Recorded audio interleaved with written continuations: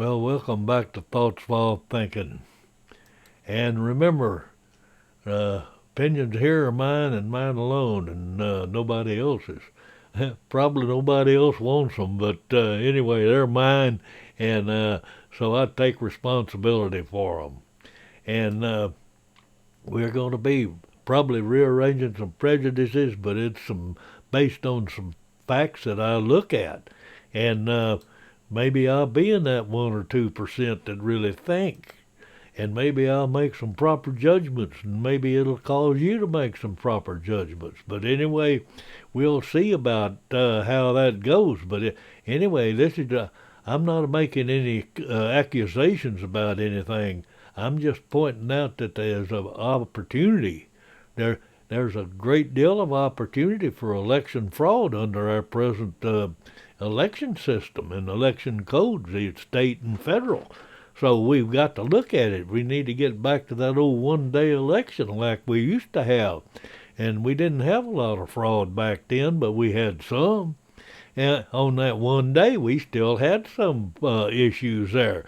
So, but anyway, we got all these mail-in ballots, and we got all those extra days to vote, and that always causes some extra opportunity for dishonest people to take advantage of it.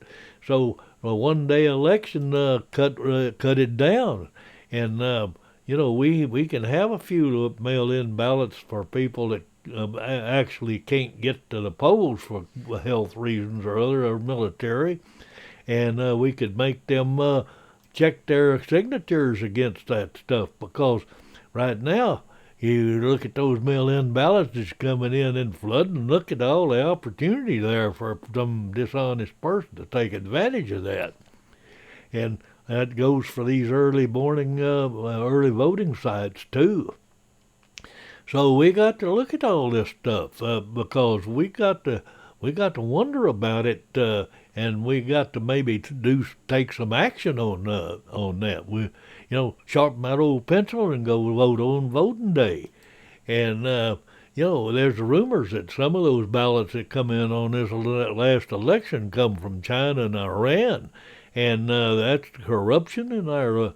And if that's true, that's pretty bad. That's serious kind of indictment there. And the government, because of their lax voting rules and laws, is just opening up for everything for voter fraud. So, back to the governments, that's where it lies. And, this voter ID, that's not racist. Everybody's saying it. A lot of people saying it's racist, but, I show my voter ID, and is that racist? And just because somebody don't want to show their ID, you got to suspect what they're up to. Well, the Constitution doesn't give any real directions on elections, but it does say that everybody has a right to vote. And then the 15th Amendment, they passed that, and it gave the slaves a right to vote. So that took care of all the men. And then 19th Amendment come along and gave the women the right to vote. So everybody's got the right to vote, but they also got a right of responsibility of being fair and honest. And having a registration card will go along with those mail-in ballots, and checking those signatures and stuff is not unreasonable, because we got maybe only 1 or 2% of the people are dishonest, but that's 1 or 2%. We need to take care of that and eliminate it if we can. And those mail-in ballots, anybody can pick them up and take them wherever they want to take them. And I've got a little personal experience on some of these mail-in ballots. If you look at this is a mail-in ballot that was sent to me. I got 2 of them. And it's a voter. I can vote twice, and nobody's going to check it. And it's sent to me personally and our occupant. Now, what is that occupant? An occupant's got a right to vote? Well, I don't know about that. And the computers, they claim that there may be some kind of program in there that switches votes. Well, we got to look in and verify that those computers are honest. And we got to protect ourselves against these honest people. That's what we got laws for. And these mail-in ballot boxes, they're not all that secure. And those computers, they're not all that secure either. So you got to look at all this stuff and take care of it as much as we can.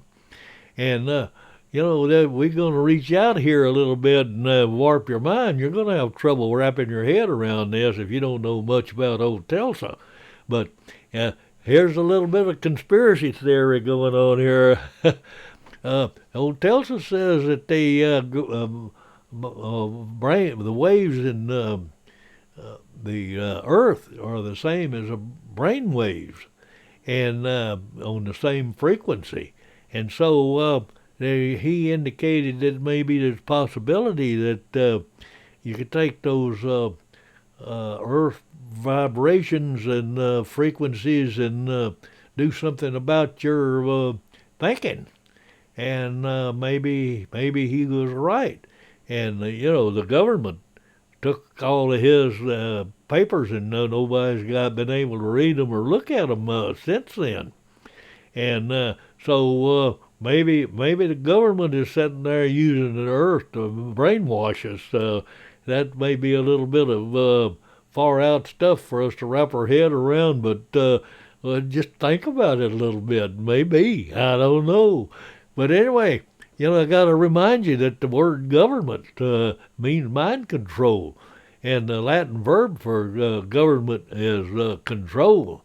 And the Latin noun is mind. So the word government means mind control. So we get back to that old mind control and Tulsa's deal and all this other stuff. But anyway, we got to look at all this stuff, and there's some proof that in some of these voter boxes they switched votes. If that's true, we need to do something about it. We need to protect against stuff like that. If it's not true, we still need to protect against it.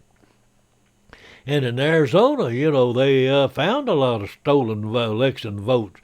And when they brought it up to everybody's attention, they went to hollering racist. Well, right now, that's the key word on everything. If I don't like what you're doing, it's racist. I can't believe that we're so racist. I never thought about being racist, but I guess I am, according to that, because I have a habit of maybe thinking and making and expressing my own opinion, so that probably makes me racist.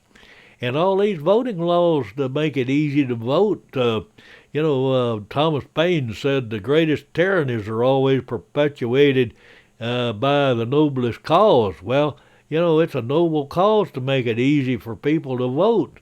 And so that leads to a great deal of tyranny, I think. I mean, we've got to give people an easy way to vote the one-day election. And they can get to the polls if they want to on that one-day election day.